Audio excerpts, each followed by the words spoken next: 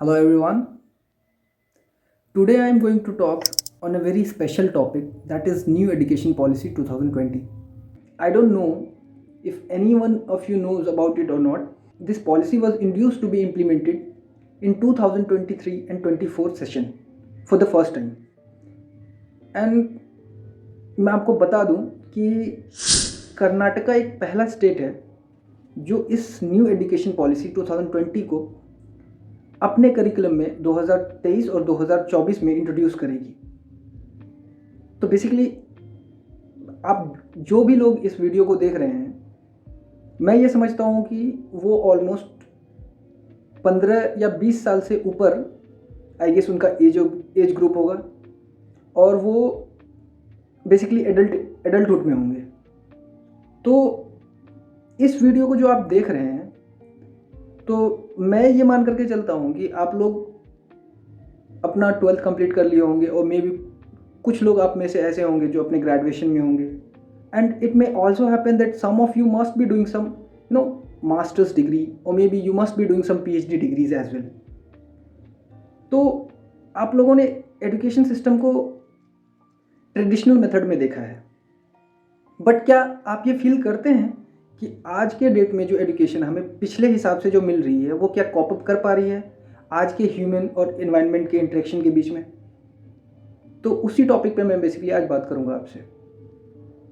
अभी तक इंडिया में 3 बार नेशनल एजुकेशन पॉलिसी इंट्रोड्यूस हो चुका है और पहला एजुकेशन पॉलिसी 1968 में हुआ था, जिसमें बेसिकली इंडिया की लिटरेसी उस टाइम पे बहुत कम होने की वजह से इसको सिर्फ इसलिए इंट्रोड्यूस किया गया था ताकि जितने भी लोग सोसाइटी में हैं या जितने भी इंडिविजुअल रिसाइड कर रहे हैं इंडिया में, तो उस टाइम पे लिटरेसी रेट कम होने की वजह से स्टूडेंट्स के इंक्लूसिवनेस को कहाँ पे स्कूल में लाने के लिए उन्हें जो भी 14 ईयर तक के किड्स थे या चिल्ड्रन थे उनको बेसिकली एजुकेशन से जोड़ने के लिए इस पॉलिसी का इम्प्लीमेंटेशन हुआ था, जो 1968 में हुआ था। और उसके बाद जो पॉलिसी चेंजेस आई वो एक्चुअली आया 1986 में। तो 1986 में जो इम्प्लीमेंटेशन हुआ उस टाइम पे बेसिकली जो इंस्टीट्यूशंस थे, बड़े बड़े institutions like UGC, AICTE, ICAR, IMC, इन सारे इंस्टीट्यूट्स को बेसिकली स्ट्रेंथन किया गया कि ये जो इंडस्ट्रियल रेवोल्यूशन में रिक्वायर्ड स्किल्स हैं उन सब पे बेसिकली फोकस कर सके और उस टाइम के रिक्वायरमेंट के हिसाब से उसमें चेंजेस और ऐड किए गए actually for the betterment of getting skilled labour for different sectors and for different industries as well. तो टाइम टू टाइम जब ये चेंजेस आया तो वो उस बेसिकली उस डेकेड का या उस आप कह सकते हो उस दौर का एक रिक्वायरमेंट था इस चीज़ को लाना या इंट्रोड्यूस करना। तो थर्ड टाइम में जो एजुकेशन पॉलिसी इंट्रोड्यूस हुआ इंडिया में, that was basically the national education policy of 2020। And under that education policy सबसे बड़ी बात तो ये है कि हमारे इंडिया में एजुकेशन बहुत ही ट्रेडिशनल मेथड से पढ़ाया गया, जिसमें कि इनफैक्ट मैं भी उसका एक शिकार हूँ, क्योंकि मैंने जिस टाइम पे अपना 12th किया या मैंने जब अपना स्कूलिंग किया तो उस टाइम पे ये एजुकेशन पॉलिसी नहीं था। उस टाइम पे जो मैंने पढ़ाई करी उसमें बेसिकली हमें 1986 का जो एजुकेशन पॉलिसी था उसके अकॉर्डिंगली हमारी पढ़ाई हुई। बट उससे पहले मैं आपको बहुत ही एक हैप्पीनेस वाली बात आपको ये बताना चाहूँगा कि जितना भी हमारे इंडिया का जो GDP है उसका ऑलमोस्ट 6% जो है एक्सपेंडिचर वो एजुकेशन पे होगा इंडिया में। अब वो अलग सी बात है कि किस स्टेट को कितना एक्सपेंडिचर जाता है, आई मीन कितना फंड उसको एलोकेट किया जाता है, वो डिफरेंट चीज़ है, उस पर मैं बाद में बात करूँगा आपसे।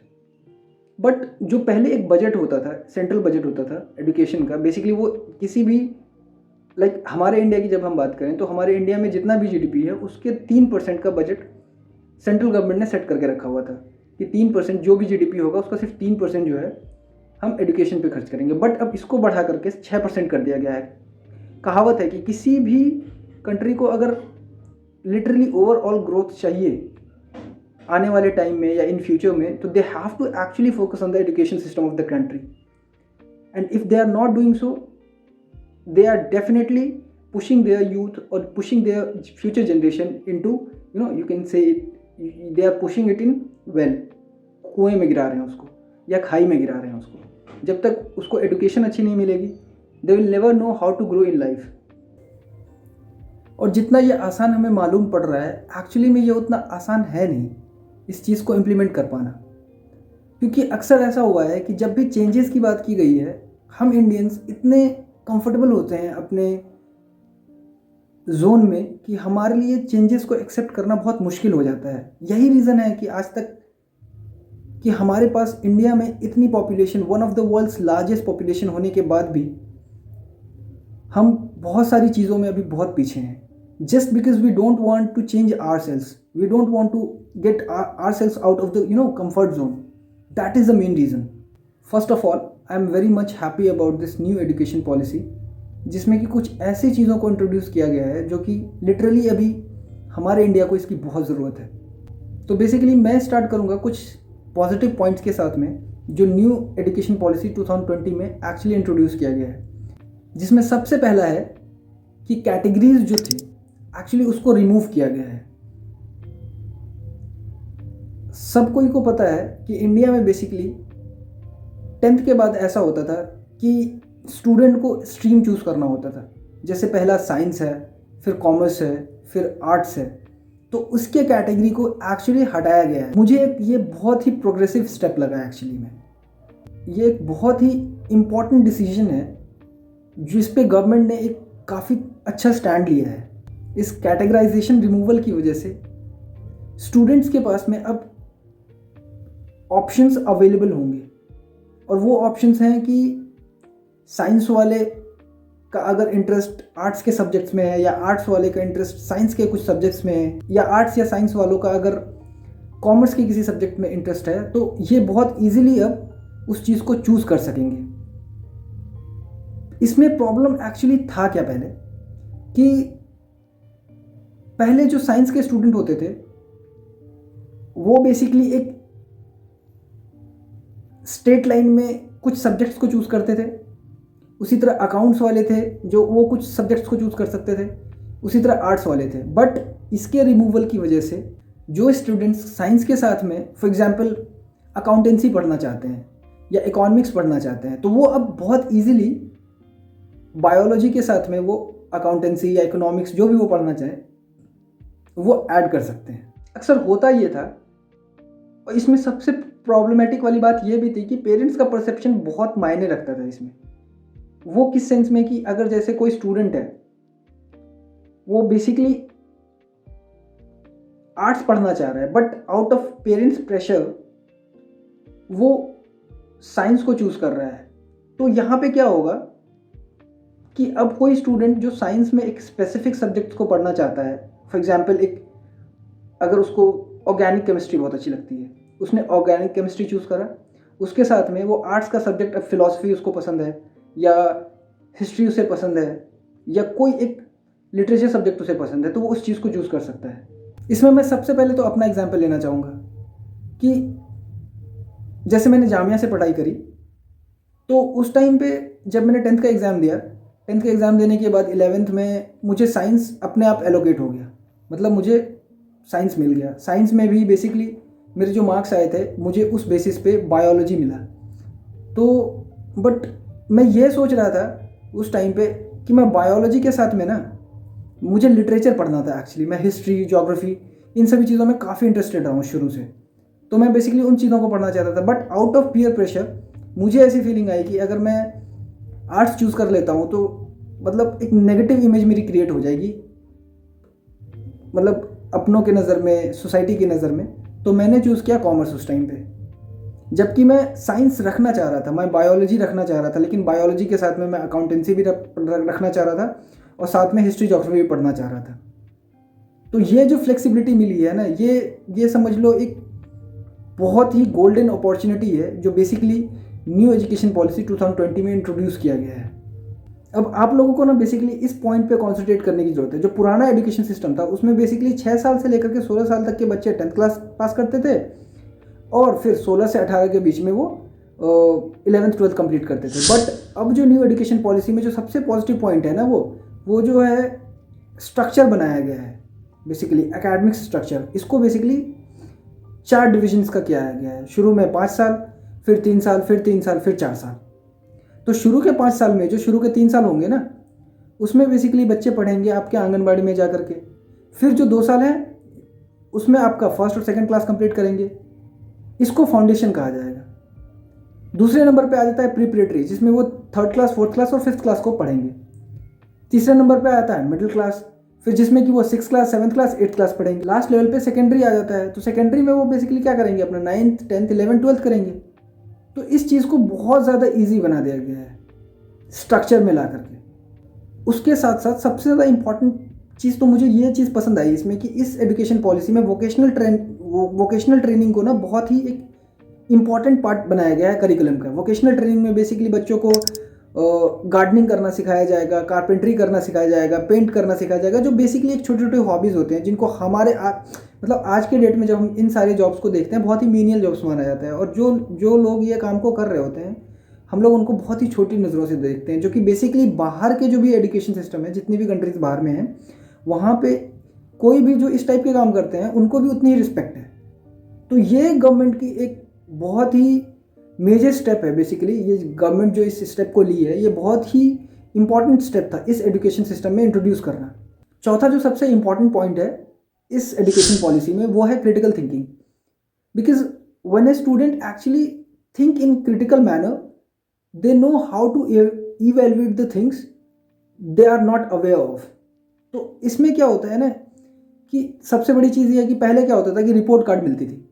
तो अब उस रिपोर्ट कार्ड को के बजाय स्टूडेंट खुद अपने आप को इवेलुएट करेंगे। और स्टूडेंट्स तो स्टूडेंट्स, उसके साथ के जो क्लासमेट्स होंगे, जो क्लास के जितने भी मतलब उनके स्टूडेंट्स होंगे, साथी वगैरह होंगे, वो सब एक दूसरे को इवेलुएट करेंगे। तो ये अपने आप में ना एक बहुत ही मेजर स्टेप है इस एजुकेशन पॉलिसी में, जो कि इस चीज़ को बहुत ही इसका एक बहुत ही पॉजिटिव इम्पैक्ट पड़ेगा। क्योंकि एक स्टूडेंट अपने बारे में ना बहुत अच्छे से जानता है, तो उस चीज़ को इवेलुएट करना अपने आप में एक क्रिटिकल थिंकिंग को ना बढ़ावा देना है। उसके अलावा जो स्कूल्स होंगे उसमें बेसिकली डिजिटल प्लेटफॉर्म्स होंगे, क्योंकि सारी चीज़ों में चेंजेस आती जा रही है और डिजिटलाइजेशन आता जा रहा है, जिसकी वजह से कि कहीं ना कहीं हमारा एजुकेशन सिस्टम इस चीज़ में तो बहुत लैग करता है, जहाँ तक मैं समझ पा रहा हूँ। और मैंने अभी तक देखा है कुछ ऐसे लिटरली बहुत ऐसे बैकवर्ड स्कूल्स हैं जहाँ पे कि एक कंप्यूटर भी नहीं है आज के डेट में। तो ये एक बहुत ही प्रेज़ किया जाने वाला स्टेप होगा अगर गवर्नमेंट इस टाइप की चीज़ों को इम्प्लीमेंट करती है। तो ये लिटरली रूरल एरियाज़ के लिए तो पूरा का पूरा रेवोल्यूशन होगा। वो एक्चुअली में कनेक्ट कर पाएँ उन लोगों के साथ में जिनके साथ उनका उठना बैठना होता नहीं है एक्चुअली में। तो ये उनको कहीं ना एक अच्छा एक्सेस देगा कि उन लोगों के साथ इंटरेक्शन कर पाए या उन स्टूडेंट्स के साथ इंटरेक्शन कर पाए जिनको वो नहीं जानते हैं। ये तो बेसिकली बात हो गई स्कूलिंग का। अब इस न्यू एजुकेशन पॉलिसी के अंडर में ना कुछ चेंजेस बेसिकली कॉलेज के लिए, अंडर ग्रेजुएट्स के लिए, पोस्ट ग्रेजुएट्स के लिए भी किए गए हैं, जो कि मुझे लगता है वो सबसे इंपॉर्टेंट चीज़ है। बिकॉज ऐसा होता है ना कि कई बार आप किसी यूजी के किसी कोर्स में एडमिशन ले लेते हैं। फॉर एग्जांपल आपने एडमिशन ले लिया बीटेक और सिविल इंजीनियरिंग में, लेकिन 1 साल पढ़ते पढ़ते आपको ये फीलिंग आने लगी कि नहीं मैं इस चीज़ से बोर हो चुका हूँ और आपका बीच में मन कर जाए छोड़ने के लिए। तो उस टाइम पे आप क्या कर सकते हैं कि आप छोड़ देंगे, मतलब 1 साल कंप्लीट होने के बाद आप छोड़ देंगे। और आपको ऐसा नहीं है कि उस चीज़ की आपको क्रेडिट नहीं मिलेगा, आपको 1 साल का सर्टिफिकेट भी मिल जाएगा जो कॉलेज आपको देगी। और उसके बाद आप जाकर के जब जहाँ पे इनरोल करते हैं, आई मीन किसी और कोर्स में इनरोल करते हैं, तो 1 साल में जो भी सब्जेक्ट्स आपने पढ़े होंगे ना उसका क्रेडिट आपको मिल जाएगा, उस कोर्स में मिल जाएगा। और वही चीज़ अगर आप 2 साल पढ़ करके स्विच करना चाहते हैं तो फिर आपको डिप्लोमा का मिल जाएगा। 3 साल के लिए अगर करके जा रहे हैं तो फिर आपको बैचलर्स की डिग्री मिल जाएगी। और अगर कोई कोर्स जो 4 साल का है वो 4 साल में आप अगर कंप्लीट करके जा रहे हैं तो फिर आपको रिसर्च डिग्री मिल जाएगी। तो ये कहीं ना कहीं अपने आप में बहुत ही एक मतलब इम्पॉर्टेंट पार्ट रहा है। और आप जब यूजी करने के बाद, मतलब ग्रेजुएशन करने के बाद, अब जब मास्टर्स के लिए एनरोल करेंगे, फॉर एग्जांपल आपने एक कोर्स करा होगा जो कि 4 साल का होगा, तो 4 साल में आपको मैंने बताया कि लास्ट 4th ईयर में अंडर ग्रेजुएट में आपको रिसर्च की डिग्री मिल जाएगी। तो आपको मास्टर्स सिर्फ 1 साल के लिए करना होगा। फॉर एग्जांपल आपने यूजी 3 साल के लिए किया है तो आपको फिर मास्टर्स 2 साल का करना पड़ेगा। तो ये एक बहुत ही वाइडली एक्सेप्टेड प्रोसीजर है जो कि बाहर की कंट्रीज़ में एक्चुअली बहुत पहले से इस चीज़ को फॉलो किया जा रहा है। अब इंडिया में भी इस चीज़ का इम्प्लीमेंटेशन हो जाएगा 2023 से। तो ये तो मतलब मुझे लगता है कि ये तो सोने पे सुहागा हो गया इंडियन एजुकेशन सिस्टम में। हर नई चीज़ इंप्लीमेंट होने के साथ साथ ना उसके साथ कई नेगेटिव कॉन्सिक्वेंसेज भी आते हैं। तो सेम उसी तरह न्यू एजुकेशन पॉलिसी 2020 के साथ भी कुछ नेगेटिव कॉन्सिक्वेंसेज आए हैं। जैसे सबसे पहला उसमें लैंग्वेज बैरियर को लेकर के है कि इस पॉलिसी में एक्चुअली मेंशन किया गया है कि 5th क्लास तक जो बच्चों की पढ़ाई होगी वो बेसिकली होनी चाहिए मदर टंग में या रीजनल लैंग्वेज में या लोकल लैंग्वेज में होनी चाहिए, जो अपने आप में नेगेटिव इसलिए है क्योंकि फॉर एग्जांपल एक स्टूडेंट है, मान लो वो मुंबई का है, क्योंकि उसको मराठी बोलनी आती है, मराठी समझ में आती है, मराठी में उसकी स्कूलिंग हुई है 4th क्लास तक या 5th क्लास तक, और अचानक से उसको मूव ऑन करना पड़ जाए, फॉर एग्जाम्पल वेस्ट बंगाल उसको आना पड़ जाए अपने पेरेंट्स के साथ में, उसके पेरेंट्स का या किसी रीज़न की वजह से वो वेस्ट बंगाल आ जाता है। तो वेस्ट बंगाल में आने के बाद में क्योंकि उसने 5th क्लास तक मराठी में पढ़ाई करी है, जब वो यहाँ पे आएगा तो उसको लैंग्वेज बैरियर सताएगा सबसे पहला तो इसकी जगह पे ये करना चाहिए कि इंग्लिश लैंग्वेज को एक्चुअली एक कंपलसरी सब्जेक्ट बना देना चाहिए, क्योंकि इंग्लिश लैंग्वेज कहीं ना कहीं आपस में अगर आपको नए आइडियाज़ की एक्सचेंज करने की बात होती है ना, तो इंग्लिश वर्ल्ड वाइड में ना मतलब मोस्टली ज़्यादातर कंट्रीज़ में ना इस चीज़ को एक्सेप्टेड मतलब किया गया है और एक्सेप्टेबल है और लोग बोलते हैं एक्चुअली। तो ये कहीं ना कहीं कम्युनिकेशन को एक्चुअली इंक्रीज़ करेगा। तो मुझे लगता है कि ये एक नेगेटिव पॉइंट इसमें हो सकता है। दूसरा है कि कुछ मिनिस्टर्स का या कुछ स्टेट गवर्नमेंट्स का ये कहना है कि ये थियोरेटिकली ये पॉलिसी जो है ना अच्छा लग रहा है, प्रैक्टिकली बहुत हार्ड है, क्योंकि कई बार ऐसा होता है कि ड्रॉप आउट किसी किसी स्टेट से बहुत ज़्यादा है। मतलब स्कूल से बच्चे जो निकल जाते हैं बीच में ही 5th class 6th class 7th class तक, बहुत ऐसे स्टेट्स हैं जहाँ पे बीच से ही बच्चे छोड़ करके निकल जाते हैं। और तीसरा है क्या कि इस गवर्नमेंट ने बेसिकली इस चीज़ को बहुत ही सेंट्रलाइज्ड कर दिया है। मतलब ज़्यादातर पावर्स जो है सेंटर ने अपने अंडर में ले लिया है। स्टेट गवर्नमेंट्स को भी कुछ उस पॉलिसीज़ में कुछ चेंजेस करने का या कुछ नई चीज़ें उसमें इंट्रोड्यूस करने का भी मौका देना चाहिए। तो ये भी एक नेगेटिव पॉइंट हो सकता है। फोर्थ और सबसे लास्ट है कि ये जो डिजिटल है, ये डिजिटल इस चीज़ ये सबसे बड़ा चैलेंज है कि डिजिटली मतलब किसी भी चीज़ को बिल्कुल ही नए जगह में इंट्रोड्यूस करना एक प्रॉब्लम वाली बात हो सकती है। तो ये था बेसिकली एक ओवरऑल व्यू जो कि न्यू एजुकेशन पॉलिसी 2020 के बारे में मैंने आप लोगों को बताया है। अब मैं अपने भी कंक्लूजन कुछ आप लोगों को बताना चाहूँगा। हो सकता है कि इनिशियल स्टेज में this policy can be a bit hard to be implemented in all the states, but maybe after some time, maybe 2 years, 3 years, 4 years later, it will be easily accepted by all the states and every state will actually embrace this policy. And I hope कि ऐसा हो और states इस चीज़ को embrace करें और उसके साथ साथ में पेरेंट्स इस चीज़ को embrace करें, इस चीज़ को मतलब प्रेज करें, क्योंकि जब तक इस चीज़ को एक्सेप्ट नहीं किया जाएगा, क्योंकि बहुत सारी पॉजिटिव चीज़ें हैं, जितनी नेगेटिव नहीं है उनसे बहुत ज़्यादा नंबर्स में पॉजिटिव चीज़ें इस चीज़ में इंक्लूड किया गया है, इस एजुकेशन पॉलिसी में इंक्लूड किया गया है। तो आई होप सब पेरेंट्स इसको सपोर्ट करेंगे। I hope you are liking this content and I am trying my best to bring something good for you all and I will definitely be bringing good every time I'm coming here to you guys. Thank you so much.